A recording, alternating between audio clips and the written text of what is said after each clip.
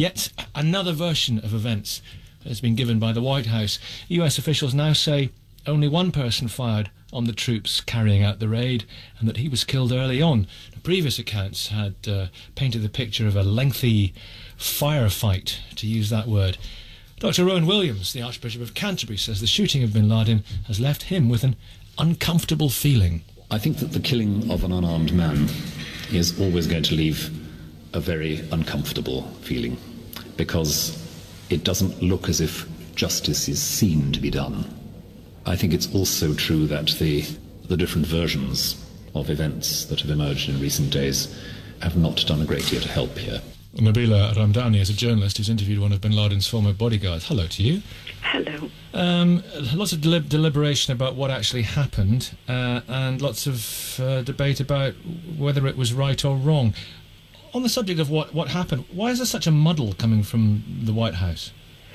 Well, there have been indeed very conflicting reports coming out of the White House, and evidently a lot of false information has come out about the conditions in which bin Laden was killed. And I think we really need to get to the bottom of this. For a start, the raid took place in a sovereign country which was not informed about what was happening. And if we take all the emotional elements out of all this, I think we're dealing with profound questions of international law. And yes, many people are profoundly uncomfortable that they have not been answered. And I think we can speculate about everything which happened, just as the Americans did at the time of the official announcement on Monday. And it's since been proved that a lot of what they were saying was wrong. And so I think we really have the right to get to the bottom of this. Do you think this was clearly a kill mission? Oh, absolutely. And I think the Archbishop of Canterbury is, of course, as a religious man, he's uncomfortable with triumphalism when it involves killing people, however evil they were. And it's probably a truism to say that in a civilized society, people, and not just religious people, are uncomfortable with the thought of anybody being shot dead without trial. Not everyone, by any means. Most people are. I think I'm not sure about that. I'm not sure about that. If we were to do a poll, I'm not sure. You might be right, but having done phone-ins and seen tweets and seen texts on this, and to an extent following the general public, I think there are many people.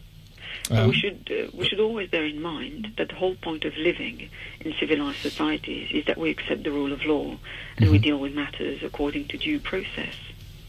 I absolutely take your point. I'm merely saying what I sense from the debate out there. It's not as clear cut as you might be suggesting. If though bin Laden had been taken alive, what would the implications of that have been? He would have been a very high security risk to everyone, wouldn't he? Absolutely. I think another point to bear in mind is that a captured bin Laden was far more likely to galvanize radicals than a dead one. And yes, he will now be viewed as a martyr by some hotheads around the world, but as history has proved, iconic prisoners are far more likely to attract support for radical causes, even the kind of barbaric causes which bin Laden pursued during his lifetime.